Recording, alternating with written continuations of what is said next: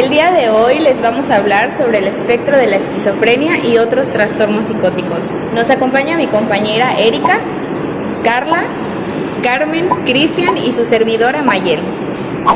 Los trastornos de la esquizofrenia se dividen en esquizofrenia, otros trastornos psicóticos y el trastorno de la personalidad esquizotípico. Se define por anomalías en uno o más de los siguientes dominios: delirios, alucinaciones, pensamiento desorganizado, comportamiento desorganizado y síntomas negativos, que a continuación serán presentados. Hablemos de los delirios. Los delirios son creencias fijas que no son susceptibles de cambio a la luz de las pruebas en su contra. Existen 6 tipos de delirios. El primero es delirio persecutorio, que es la creencia de que alguien va a ser perjudicado.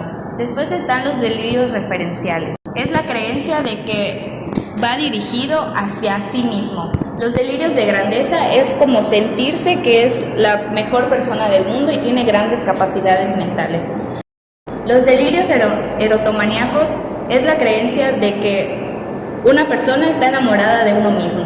Los delirios nihilistas es la creencia de que va a suceder una gran catástrofe. Y por último, los delirios somáticos es la creencia de que tenemos muchos síntomas físicos que nos hacen daño, pero no son reales. Existen delirios no extravagantes y los delirios extravagantes. Los delirios no extravagantes son creíbles, lógicos y hasta cierto punto tienen sentido, mientras que los delirios extravagantes no. Existen 3 tipos: el robo del pensamiento, que es la convicción de que alguien te robó la idea. La inserción del pensamiento es una fuerza externa que te dice que tú hagas las cosas, son como voces. Y por último, los delirios de control es una fuerza externa que te hace hacer las cosas. Bueno, ahora pasamos a las alucinaciones. Las alucinaciones son estímulos externos donde involucra la vista, el olfato, el oído, el gusto y el tacto. Estas alucinaciones pueden ser claras y vívidas. Esto hace que puedan tener una fuerza y impulsividad como si fuesen de verdad. Sin embargo, no lo son. Existen 2 tipos de alucinaciones, las hipnagógicas y las hipnopómpicas. Las hipnagógicas es cuando la persona, estando en sueños, ve alucinaciones y tiene la conciencia de que no son real. En cambio, las hipnopómpicas tienen el nivel de conciencia ya estando despierto, sabiendo que lo que está viendo también es una alucinación. Bien, ahora pasemos a otros síntomas positivos. Uno de ellos es el pensamiento o discurso desorganizado, que es cuando la persona al momento de estar hablando dice cosas que no tienen nada que ver con lo que la persona está hablando. Por ejemplo, que una persona le pregunte cómo estuvo su día y él diga: sí, ayer cené tal cosa.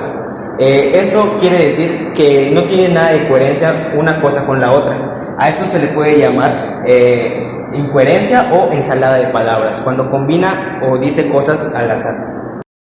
Otro síntoma positivo puede ser el comportamiento motor desorganizado. Esto lo pueden llegar a decir hasta como tonterías o infantilismo. Quiere decir que la persona va a empezar a hacer cosas que no son normalmente vistas a la sociedad. Por ejemplo, cuando una persona queda paralizada viendo un punto fijo a la nada, o cuando le extiendes la mano y se queda completamente estática.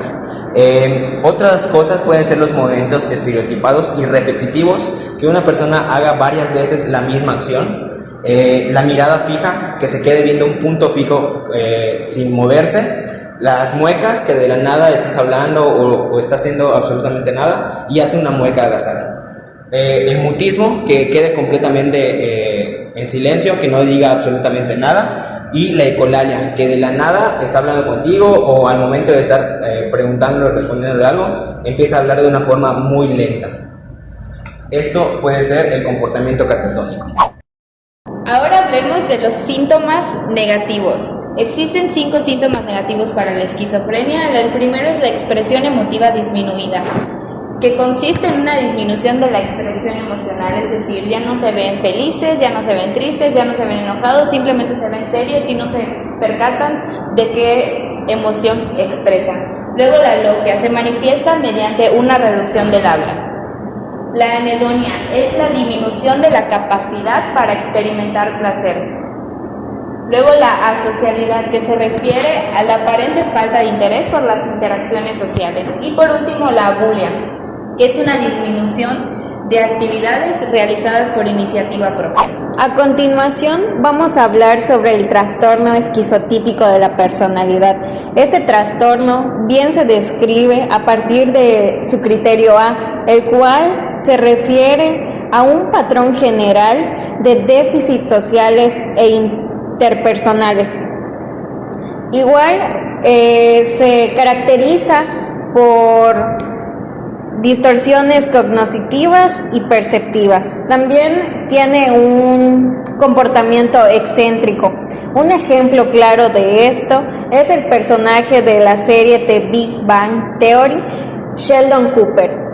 Pues como se puede visualizar en la serie, es una persona muy inteligente y presenta dificultad para establecer relaciones estrechas con sus familiares. Ahora pasamos al trastorno delirante. Este se basa de que tienen que tener un delirio o más en un periodo de un mes a más tiempo. Estos se basan en 5 tipos. El primero es el tipo erotomaníaco, que se basa en que otra persona está enamorada del paciente. Como por ejemplo se puede observar en la película de que Gastón piensa que Bella está enamorada de ella, pero sin embargo Bella no está enamorada de él. De ahí pasamos al tipo de grandeza, que es cuando siente un cierto talento o superioridad, como por ejemplo Thanos en la película de Marvel, que piensa que va a salvar el universo.